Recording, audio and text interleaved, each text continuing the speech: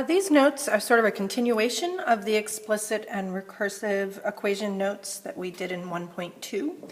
However, this time we're going to look at them in the context of exponential equations. So I'm not going to redefine them. Instead, we're just going to go straight to some examples. So, example 1.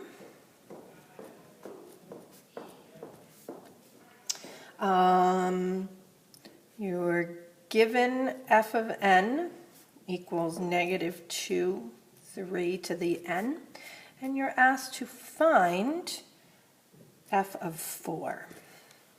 So this is an example of an explicit equation, and the reason why it's explicit is because I can find f of 4 without having to find f of 3, f of 2, f of 1, etc.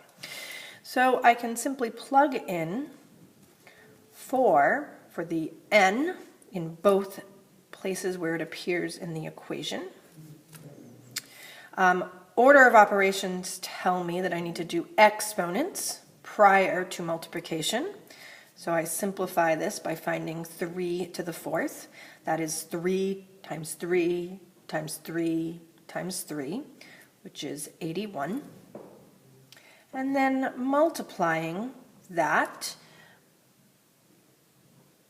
by, tiny error, this should say -2 in the front, just copy error, multiplying 81 by -2, which gives me -162. And I just rewrite the initial problem so that I have a complete answer here.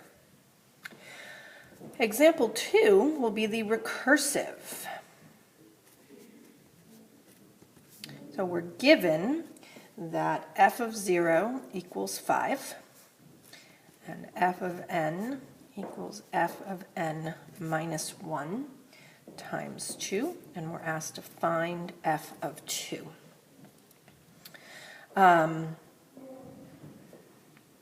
This should say find f of 2.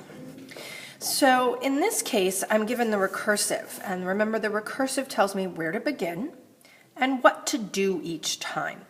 So I begin at 5, and each time, to get each subsequent, each next term, I multiply by 2. So 5 times 2 times 2 times 2 times 2 times 2, etc. And then I need to find f of 2. So I look at this and I remember that the first one is f of 0, which makes the second f of 1, which makes the third f of 2. So now I can complete the problem by saying f of 2 equals 20. And I've now found f of 2 given a recursive equation.